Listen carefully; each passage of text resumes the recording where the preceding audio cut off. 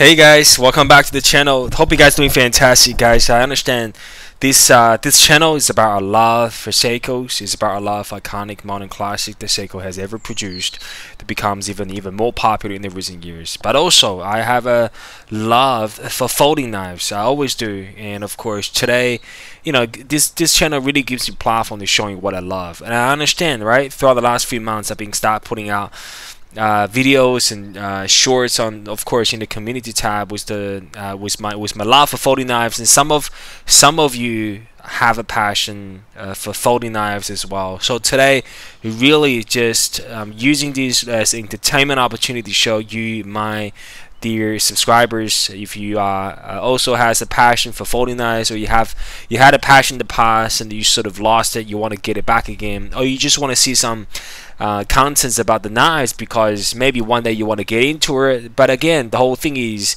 if you are interested in what I have to say about those knives, can you please let me know in the comments down in the section below. I'd be happy to talk about them, my 2 cents regarding the design, the usability, functionality of them. If you're not a fan of those blades, of the folding knives, if these contents, if this video is offensive to you, apologize first. But guys, we all adults, we all mature males. Majority of my viewers, I believe we have a love for things that are engineered and designed that, you know, sort of aesthetically pleasing for our eyes, and also give us a huge sense of satisfaction because, you know, we know we're holding something that was quality in terms of design and construction. Okay guys, so I'm gonna start by putting them on the table. I'm gonna start with sort of, I categorize them into I guess bigger knives. They're all folding knives, by the way, right? They're across different brands, but I like to stick with what I do know and the brands that I'm familiar with. So I'm gonna talk about in 2 categories, as being one category as the bigger knives in terms of bigger shapes and bigger sizes with the handle size or the blades, but the second category will be something slightly smaller. If you guys in US, where the home of the freedom, the home of the bravery, you guys are massive fan of the folders, of course you guys carry them all the time. I do understand the rules about those things are getting more strict pretty much on a yearly basis, but guys, it's about what we get enjoying in terms of what we can carry or not. But be safe out there, never play with your knives, of course. Hope you enjoy the contents. Okay, so let's start with the bigger folders. Now the first one that I do have is the CRKT. This is the M21. This is the flipper. In terms of deployment, of course, you have the thumb starts, but I'm just gonna put it sort of, let's just put the big folders here. I'm just gonna do it quickly, right, because there's a few knives to go through. But again, the whole point is, if there's anything on the table that resonate with you, is a knife that you want, that you like to have, whether it's for work purposes or utility perspective, or you just want to have something around the house that's help you through the day, cutting out your envelopes, your Amazon boxes, your Seiko boxes, your watch boxes, whatever that is. Do let me know. Of course, naturally we have the second one, big one. This is, as we know, very familiar, the Ontario Rat model number 1. This is a classic folder.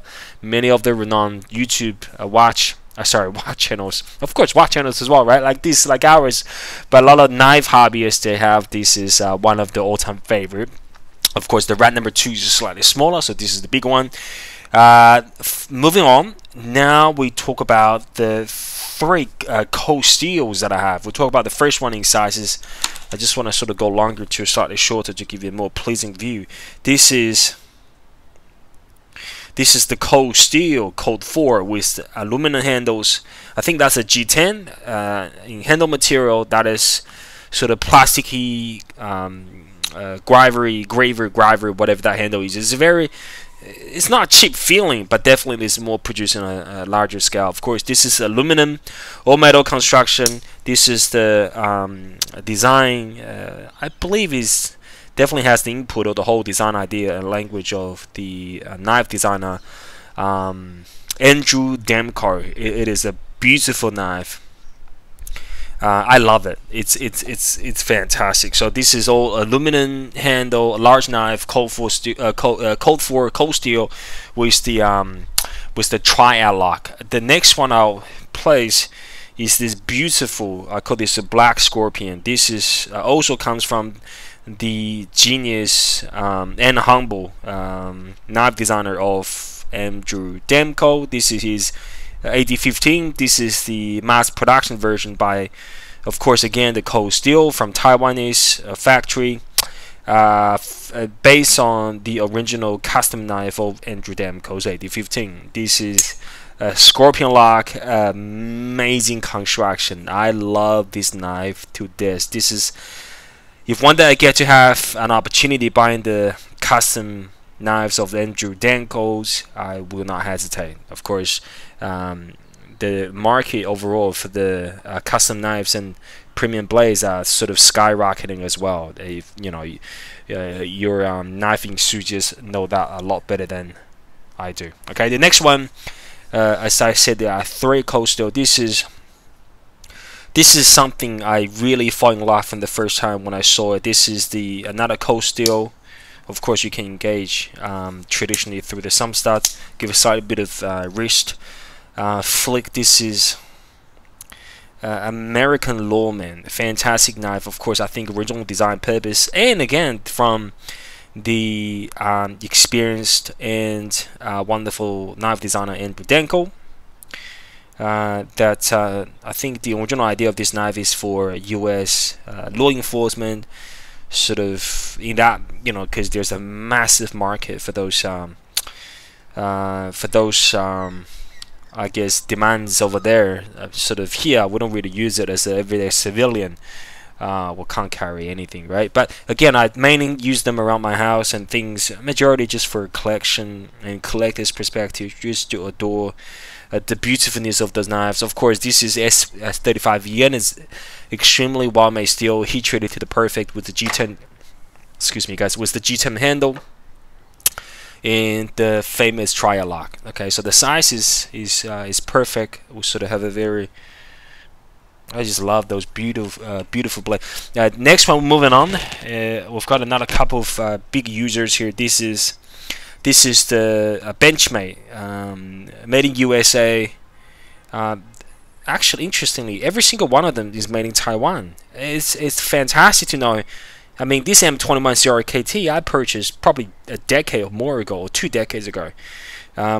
Taiwan is famous for making those blades back in the days, and they're still doing a fantastic job now. Of course, we know Cold Steel was a brand, of course, now owned by the mother company GSM, which is a gigantic corporation. You know, they have a massive reputation with their tolerances, and their the owner of the previous owner, and is currently still the CEO of Cold Steel, Ling Thompson. Of course, they have very high standards of what they do. They are one of the greatest brands in the history of time for folders. Of course, they have a massive scale of diversity when it comes to weapons and blades and knives and all that kind of stuff. But everything's made in Taiwan. Now, this one is the first one that we're showing here. It is made outside of Taiwan. This one is made. Yes, this one is made in USA. This is the Benchmade with the Axis lock, Super Freak. It's still a very large knife, but gosh, there's something about the quality of this G10. This G10 handles is the best one that I ever felt. It looks amazing. The black coated M4 blades with the Super Steel in all categories of performances. I mean, this is one of Hall of Fame of knives without a shadow of a doubt. Of course, categorized as a big user's knives. And lastly, as a big user, I have the this is the Spyderco Paramilitary 2 with the S45VM. Again, made in USA. Fantastic knife with the compression lock, easy of use. You know, ideal for anything that you sort of carry with you from day-to-day basis. Is a fantastic knife to have. One of the all-time favorite. Again, so those are my big users, and now we're moving on to again, I'm gonna go from something longer in the category of smaller knives. This is a Chinese made. This is, wow, very extremely it's amazing, right? This knife is what I think a White Mountains knife. You guys can purchase them from US. I probably can't get them from here. I bought this from Amazon. This one is about 50 bucks, guys. If you guys in US you don't know about this, I'll give you the model name right away. Tucson, of course, it's a Chinese well-known company, I guess. Of course, Chinese knives are value knives. Of course, now they're different, but from my experiences with this, this is the model name is Tucson TS21 D2 blades with full milled titanium frame lock. Unbelievable action. It's truly just amazing action, guys. You can see here, right? Just listen to that sound of the deployment. That construction quality is unbelievable. I really like the design of this. Really simple. This feels like a $200 knife. I just gotta be honest with you guys. I understand this is made in China, but they're not trying something they're not to be. I can't. From a design perspective, I can't tell this is based on a copy of someone else's. This looks pretty original to me. Of course, from the mixed sort of design language, maybe Chris Reeves, or I really can't tell. It looks like a Benchmade 940 of that skinny long handle, but it's fantastic, guys. This, if you guys can get this for 50 bucks in US, you can't beat the value. Look at that. Look at that drop. Look at that. It's simply fantastic. All right, I'm gonna put it here as the longest that I have. Beautiful. The second one that I have is another Chinese-made knife here. This is very popular in the recent years, actually, especially the last couple of years being introduced. This is the CJRB Pyrite in titanium. The locking mechanism is button locks. The action of this is just unbelievable action, fantastic, and very frigid-friendly knife. Of course, whether you carry it as an EDC, you guys in US, or you carry from sort of day-to-day basis within your sort of things around the house, extremely easy to deploy. The action of this is it's just amazing. Okay, blade center is fantastic. The construction color is amazing. The whole titanium construction gives you a sense of premium feeling. Again, that's where the trend is really going, especially with those affordable folders. Amazing, right? This is a lot of, I mean, this is being championed as the one to go to in terms of affordable folders. So I don't want to jump into the bandwagon and saying this costs about how much? This costs about what, 100 bucks? I think US about 90 thereabouts. You can get it all over the major retailers. Of course, make sure you get a titanium version. It's just worth every single cent. Okay, now next one is, what do I have on here? Okay, it's not a Chinese-made blade. This is the QSP, the QSP Penguin with the D2 plate, of course, coated really beautifully. Of course, this is a liner lock. The action is amazing. Those couple of Chinese knives, I mean, those few plus those three represent on the sides some of the best budget Chinese knives that I think on the marketplace on affordable segment. Amazing value. Construction of that brass, of course, this is the brass version of the Penguin. This one is about, I think, I don't know, 50 bucks, 55 bucks. Get the standard version of the Penguin from 30 bucks or from Amazon US. You guys having a dream. Today, seriously, is probably the best time to own folders ever, right? Because I used to collect blades probably about a decade ago, and then I stopped, sold it all. But now those knives used to cost, I mean, if you ask me how much those folders gonna cost, let's say in 2010, which is at the time when I was buying knives back then, those feelings of mechanism, of that smooth transition, of that deployment, it feels like a $200 knife back then. It's amazing. It's amazing.